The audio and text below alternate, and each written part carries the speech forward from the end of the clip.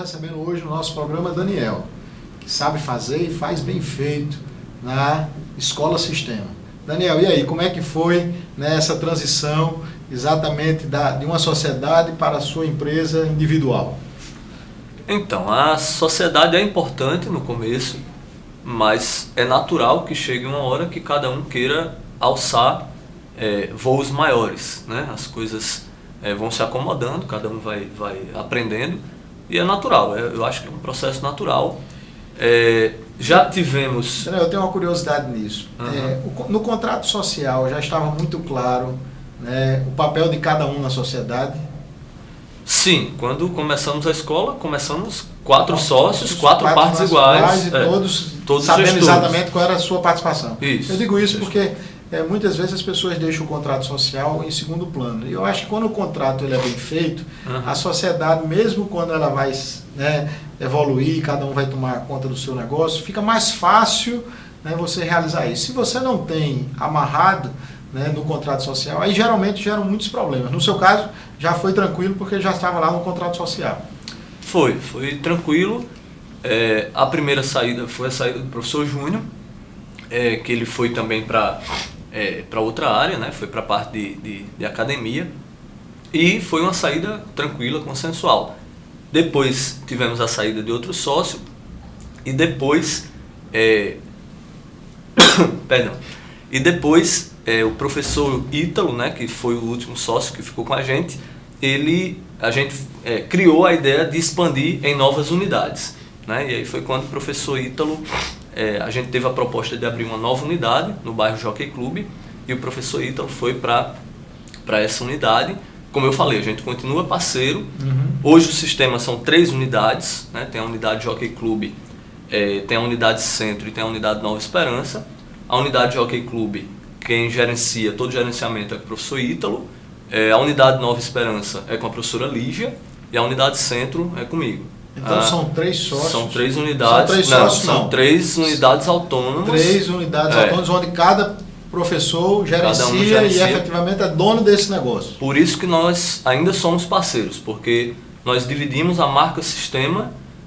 Nós pretendemos, a gente vai falar, acredito, no futuro, nós pretendemos expandir mais. Então, a nossa ideia é que a marca cada vez mais fortalecida, sonhamos chegar um dia de criarmos uma franquia e podermos expandir mais em outras cidades do estado, enfim, outros estados. Então, o modelo que a gente tem hoje já é esse modelo. A marca é compartilhada com as 3 unidades, mas cada unidade tem a gestão na sua autônoma. Unidade, você estava me falando que você trabalha com a sua família. Como é que se dá isso? Como é que... Não, aí a outra unidade do Nova Esperança é com minha esposa. Ah, tá. Então a unidade Nova Esperança é com sua esposa. A unidade Centro comigo e a unidade Jockey Club com o professor Ítalo.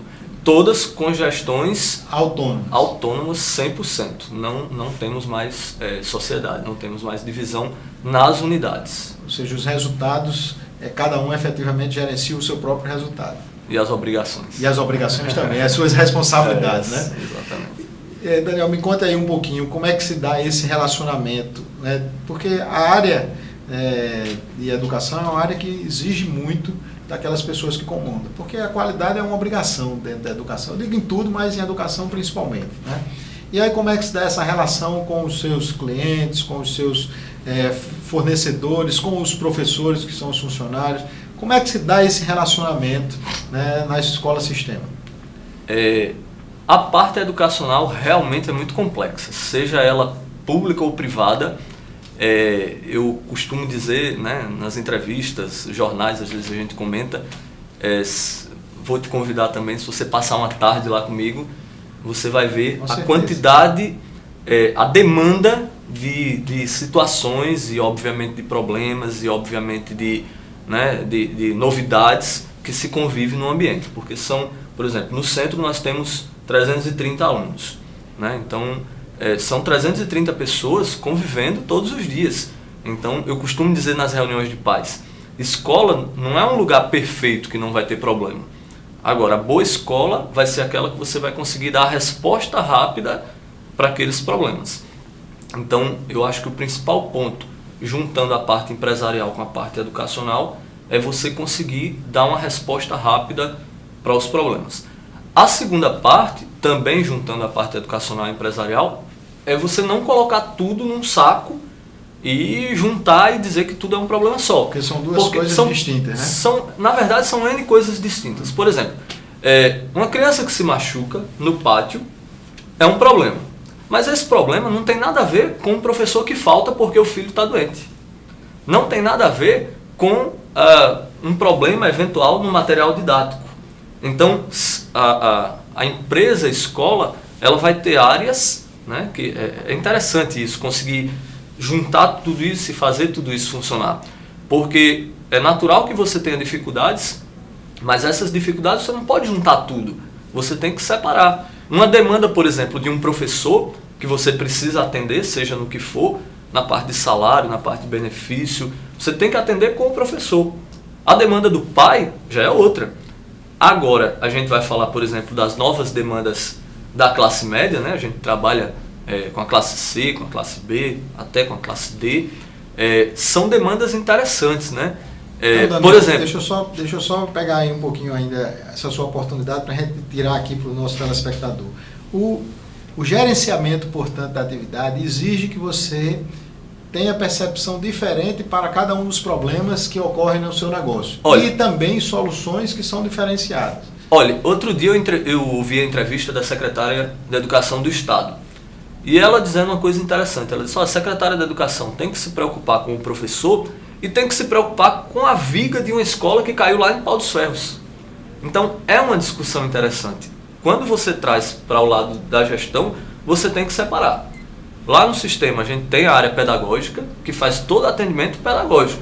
Então, a minha coordenadora pedagógica da manhã, ou a minha coordenadora pedagógica da tarde, ela não está gerenciando problema estrutural. Hoje, por exemplo, está faltando água lá no centro de Parnamirim. Está tendo obra da CAERN, um monte de coisa. Vou dar outro exemplo de gestão. Em outras situações, você não tem água na escola, você libera os alunos.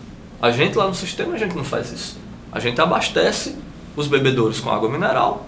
Se precisar, a gente faz a limpeza de banheiro da escola com água comprada. Mas a gente não, né? Você não pode interromper a aula porque faltou água. Porque o pai... essa interrupção tem um reflexo lá na frente. A questão da demanda. O pai, ele trabalha em Natal.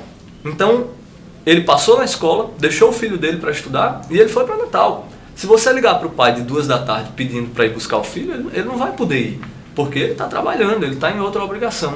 Então, né, falando da parte da gestão educacional, você tem a parte da aprendizagem, do conteúdo que a criança tem que aprender, português, matemática, história, geografia, a parte social, né, a parte motora do desenvolvimento motor, a parte, né, o que está relacionado com a questão da aprendizagem, mas tem a parte de cuidar, né? Por exemplo, tem uma demanda interessante que antigamente as escolas colocavam uma placa na parede e diziam assim, aula até 5h30.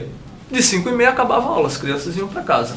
Hoje a gente fica na escola até 6, 6h30, 7 horas, 7h30. A gente só sai quando sai o último aluno.